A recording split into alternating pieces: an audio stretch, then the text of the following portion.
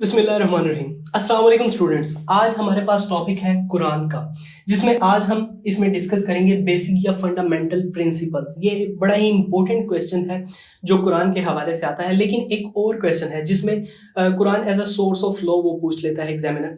अगर आप उस पर एक वीडियो चाहते हैं तो नीचे कमेंट में ज़रूर लिखिएगा, मैं उस पर भी एक वीडियो बना दूंगा। तो आज हम बात करते हैं कुरान की। सबसे पहले हम बात करते हैं इसके मीनिंग की। इसके मीनिंग की बात करें तो अगर वो जो दूसरे वाला क्वेश्चन है अगर वो भी पूछा जाता है तो इतने वाला जो पोर्शन है वो सेम ही रहेगा। ये जो बेसिक या फंडामेंटल प्रिंसिपल्स हैं यहाँ से थोड़ा बहुत चेंज हो जाएगा। तो अगर उस पर वीडियो चाहते हैं तो कमेंट कर दीजिएगा।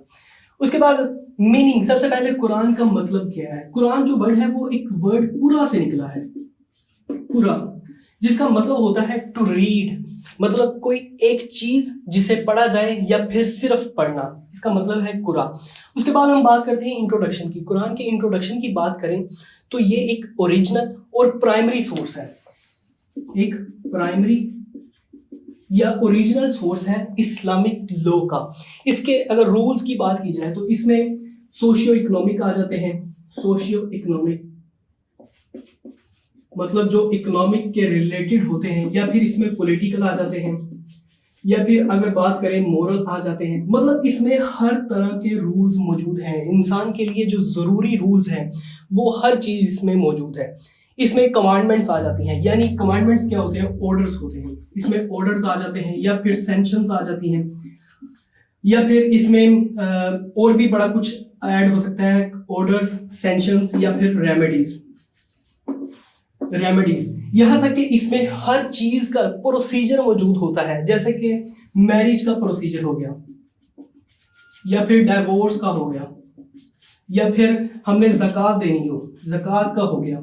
इसमें हर चीज का प्रोसीजर मौजूद है। जो इसमें मौजूद नहीं होता, मौजूद तो हर चीज है लेकिन जो समझ नहीं आती, आम बंदों को समझ नहीं आ सकती, उसके लिए फिर दूसरा प्राइमरी सोर्स आ जाता है जो सुनना है। नेक्स्ट वीडियो में उसकी बात करेंगे। तो मतलब कि ये कंप्लीट कोड ऑफ लाइफ है, या फिर ये एक कंप्लीट बुक ऑफ लॉ है, बुक ऑफ लॉ।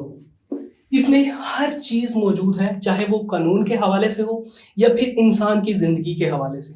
तो ये था इसका इंट्रोडक्शन। इसकी डेफिनेशन की बात करें तो इसकी डेफिनेशन बड़ी ही सिंपल है। ये एक ऐसी किताब का नाम है जिसमें डायरेक्ट रेवलेशंस हुई हैं। रेवलेशंस कहते हैं जो वही होती है, डायरेक्ट वही हुई हजरत मोहम्मद सल्लल्लाहु अलैहि वसल्लम पर। और किसकी तरफ से हुई? अल्लाह ताला की तरफ से। जैसे कि स्क्रीन पे आपको एक करेक्ट डेफिनेशन नजर आ रही होगी, तो ये एक डेफिनेशन है जो इसकी प्रॉपर डेफिनेशन है। उसके बाद हम बात करते हैं क्रॉस रेफरेंसेस की। क्रॉस रेफरेंसेस में अगर पाकिस्तान की बात की जाए तो पाकिस्तान का जो कॉन्स्टिट्यूशन है उसमें जो प्रीएम्बल है उसमें बात की गई है सोवरेनिटी की। सोवरेनिटी की नंबर 1 पे बात की गई है। जो प्रीएम्बल है, जो इंट्रोडक्शन है कॉन्स्टिट्यूशन का, उसमें क्या बात की गई है, जो सोवरेनिटी है वो बिलोंग्स टू अल्लाह होगी। उसके बाद इसमें जो सेक्शन है उसमें बात की गई है कि जो तमाम कवानीन बनेंगे वो अकॉर्डिंग टू कुरान एंड सुन्ना होंगे। तो ये इसके कुछ क्रॉस रेफरेंसेस थे। उसके बाद रेवलेशन की बात करते हैं कुरान की। कुरान की रेवलेशन किस तरह की वही आई, किस सबसे पहले कौन सी आई, तो ये सब कुछ जो है वो रेवलेशन ऑफ कुरान होता है। कुरान जो था वो तकरीबन 23 साल के अरसे में नाजुल हुआ। 23 साल के अरसे में नाजुल हुआ। जैसे जैसे लोगों को ज़रूरत पड़ती गई तो उस हिसाब से नई नई आयात नाजिल होती रही, रेवलेशंस आती रही। जो कुछ सूरह थी वो मक्का में नाजिल हुई, उन्हें हम मक्की कहते हैं, जिनकी तादाद 86 है। और कुछ जो थी वो मदीना में नाजिल हुई, जिनकी तादाद 26 थी, और उन्हें हम मदनी सूरह कहते हैं। जो पहली वही नाजिल हुई हज़रत मोहम्मद सल्लल्लाहु अलैहि वसल्लम पर वो 40 साल की एज में नाजिल हुई। तब हज़रत मोहम्मद सल्लल्लाहु अलैहि वसल्लम एक गार में मौजूद थे जिसे हम गार हिरा भी कहते हैं। अब नबी पाक सल्लल्लाहु अलैहि वसल्लम वहाँ पर क्यों जाते थे, इसकी भी एक शॉर्ट सी हिस्ट्री है। मैं एक शॉर्ट सी हिस्ट्री बता देता हूँ। इस्लाम जो है वो हज़रत मोहम्मद सल्लल्लाहु अलैहि वसल्लम के आने से नहीं आया, बल्कि उससे पहले से मौजूद है, और कई हज़ार सदियों से भी ये मौजूद हो सकता है जिसकी हमें खबर शायद ना हो। लेकिन हज़रत इब्राहीम अलैहिस्सलाम से ये अभी तक मौजूद था, और कुछ लोग अभी भी इस्लामिक कल्चर को ही प्रमोट कर रहे थे। तो लेकिन अगर खाना काबा की बात करें तो वहाँ पर तकरीबन 300 या 400 बुत थे। तो सारे जो लोग थे वहाँ के तो उनकी पूजा करते थे। लेकिन नबी पाक सल्लल्लाहु अलैहि वसल्लम शुरू से ही बड़े ज़हीन थे। इसका भी इफेक्ट उनकी ज़िंदगी पे हुआ, क्योंकि वो एक ऑर्फन थे, एक यतीम थे। पहले वालिद साहब वफात पा गए, 6 साल की उम्र में वालिदा चली गई, 2 साल बाद दादा अबू उनके वफात पा गए। उसके बाद उनके चचा अबू तालिब ने उनकी परवरिश की। उन्हें पढ़ाया तो नहीं, इलिटरेट थे, लेकिन समझदार बहुत ज़्यादा थे। मतलब एक जो ज़रूरत होती है चीज़ों की, वो उनमें सारी समझ मौजूद थी। पढ़ाई नहीं थी वहाँ पर, क्योंकि वो एक ट्राइबल, एक कबीला था जो कि नोमैडिक था, जो एक जगह से दूसरी जगह हिजरत करता था जहाँ पे पानी या कुछ खाने को मिल जाता है।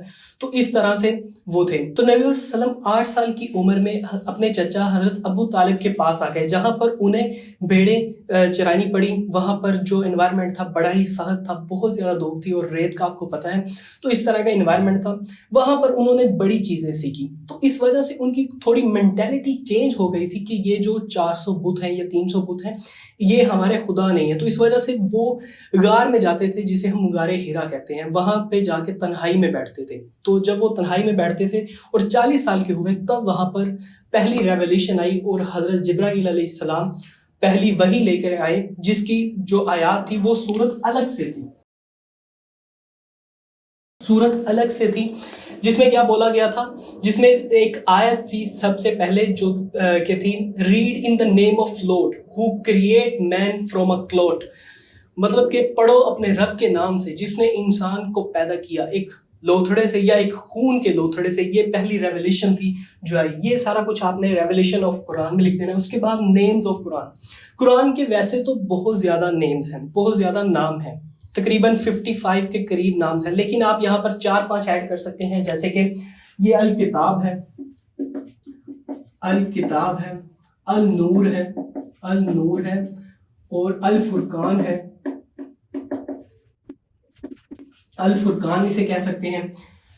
ये 3 नाम हो गए। और आप अल हदीद कह सकते हैं, अल हदीद, ये भी एक इसका नाम है। इसी तरह और भी काफी ज्यादा नाम है, लेकिन अगर 3-4 आप लिख देते हैं तो इनफ है।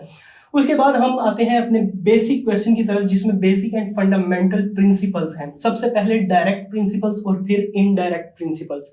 अब डायरेक्ट प्रिंसिपल्स और इनडायरेक्ट प्रिंसिपल्स कौन से हैं?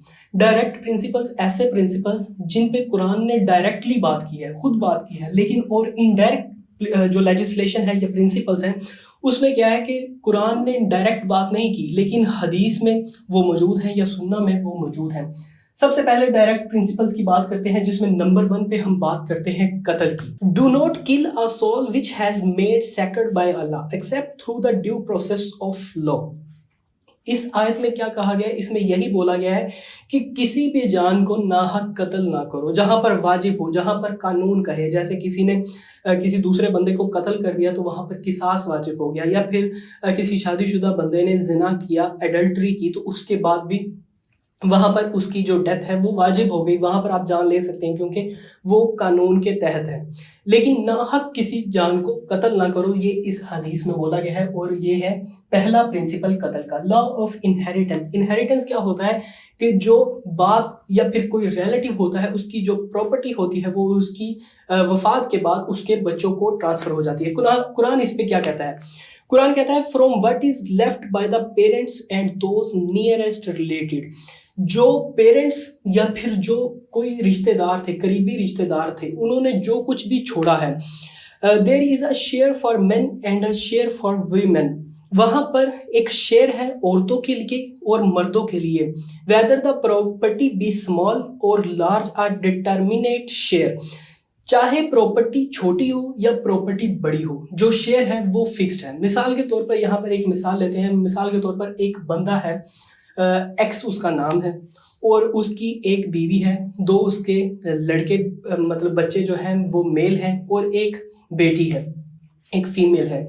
तो अब अगर उसकी डेथ होती है तो उसके बाद उसकी जो प्रॉपर्टी है वो इनहेरिटेंस में जाएगी उसकी बीवी और उसके बच्चों को। अब कैसे जाएगी? तो कुरान ने इसकी जो परसेंटेज है वो वाज़ा कर दी है। तो कुरान क्या कहता है? उसकी जो वाइफ को परसेंटेज जाएगी, वो जाएगी 1/8। और अगर बच्चे मौजूद ना हो, बीवी अकेली हो, तो फिर जाएगी 1/4। ये पहला रूल है। दूसरे नंबर पे जो बेटे हैं उनको जाती है 2/3। मतलब 3 में से 2 हिस्से जो हैं वो बच्चों में मेल को जाते हैं, और जो फीमेल है उसको जाते हैं 1/3, मतलब 3 में से 1 हिस्सा। और ये जो इनहेरिटेंस है ये कुरान ने फिक्स कर दी है। उसके बाद अगला पॉइंट हमारे पास आता है डेफेमेशन का। डेफेमेशन को हम कुरान में कज़ब भी कहते हैं, यानी तोहमत लगाना किसी पर, और जिना की तोहमत लगाना, किसी औरत पर तोहमत लगाना और जिना की तोहमत लगाना। कुरान क्या इस पे कहता है? कुरान कहता है, and those who launch charge against chaste women and produce not four witnesses. जो लोग किसी औरत पर तोहमत लगाते हैं उसके बाद 4 गवाहान को पेश नहीं कर पाते, लेस्ट एंड स्ट्राइप्स, उनको कोड़े मारे जाएं, and reject their evidence even after, और उसके बाद उनका जो भी एविडेंस है उसे एक्सेप्ट ना किया जाए। तो ये सिंपल सा इसमें कानून बताया गया है कि इस तरह से करना है जो कज़फ अटेम्प्ट करता है या किसी को डीफेम करने की कोशिश करता है। उसके बाद no marriage without dower. Dower क्या होता है? हक महर। जो एक हावल शादी करता है अपनी वाइफ के साथ, उसके बाद उसको पे करना पड़ता है अपनी वाइफ को, और ये खुशी से होना चाहिए। लेकिन अगर औरत चाहे तो उसे कुछ पार्ट, कुछ हिस्सा जो है डॉवर का वो छोड़ भी सकती है, या फिर मैक्सिमम छोड़ सकती है, थोड़ा बहुत ले सकती है। ये सारा कुछ जो है वो बीवी की मर्जी है। अब कुरान इस पे क्या कहता है? कुरान इस पे कहता है, and give the women their dower as a free gift, but if they of their own good pleasure remit any part of it to you, take it and enjoy with right good cheer। मतलब कि जो औरत है उसको ये देना है और अपनी मर्जी से देना है और खुशी से देना है। अगर औरत चाहे तो अगर इस पार्ट में से, मतलब ये जो आप उसे दे रहे हैं महर के तौर पर या हक महर के तौर पर, उसमें से कुछ छोड़ना चाहे तो वो छोड़ सकती है। उसके बाद लास्ट में हमारे पास आता है क्रिमिनल लॉ। क्रिमिनल लॉ में या पिनल लॉज में इसमें क्या कहता है कुरान? इसमें यही कहता है कि जो क्राइम अटेम्प्ट करते हैं, जैसे कि अगर कोई चोरी करता है तो फिर उसका हाथ काट दिया जाए। जैसे कि कुरान में आयत है कि as for the thieves male और फीमेल कट ऑफ हिज या हर हैंड अ पनिशमेंट।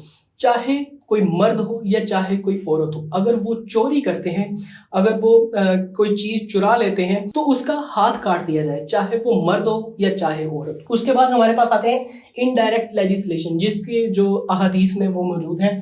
सबसे पहले आता है फैमिली लॉ। फैमिली लॉ में क्या है? फैमिली लॉ में ये बताया गया है कि कुरान ने प्रोहिबिट किया है, बैन किया है कि आप शादी नहीं कर सकते अपनी माँ से, अपनी बहन से, अपनी बेटी से, या फिर अपनी ग्रैंड मदर से, या फिर अपने ग्रैंड फादर से। उसके बाद दूसरे नंबर पे ड्रंक्ड आया है, ड्रंकर्ड। ड्रंकर्ड में हजरत अली रजी अल्लाह ताला अन्हु की एक हदीस है, बड़ी मशहूर हदीस। उसमें वो क्या कहते हैं? He who drinks gets drunk. जो ड्रिंक पीता है, मतलब जो शराब पीता है, वो नशे में हो जाता है, gets drunk. He who gets drunk raves. जो शराब पी लेता है, जो नशे में हो जाता है, उसके बाद वो रेव्स करता है, मतलब टॉक वाइल्डली, मतलब बड़ी खतरनाक लैंग्वेज यूज करता है। ही हु रेव्स ही अक्यूजेस। अब जो भी रेव्स करता है, मतलब जो वाइल्डली टॉक करता है, बुरी बात करता है, तो वो क्या करेगा? अक्यूज करेगा। अक्यूज का मतलब क्या होता है? इल्जाम लगाना, ब्लेम करना। पीपल फॉल्सली, लोगों पर गलत इल्जाम लगाएगा। And he accuses people falsely should be given 80 strokes of the cane. मतलब जो भी ऐसा करेगा, किसी शख्स पर गलत इल्जाम लगाएगा, फिर उसे 80 कोड़े मारे जाएं। तो ये थी जो हदीस थी हजरत अली रजी अल्लाह ताला अन्होंने पेश की थी। तो ये जो दो थे, ये है इनडायरेक्ट लेजिस्लेशन, और ये जो है ये है डायरेक्ट लेजिस्लेशन, जो कुरान डायरेक्टली बात करता है। और ये बड़ा ही इंपॉर्टेंट क्वेश्चन है। अगर इस क्वेश्चन की आपको समझ आ गई तो वीडियो को लाइक करें और इस चैनल को फॉलो करना ना भूलिएगा। खुदा हाफिज।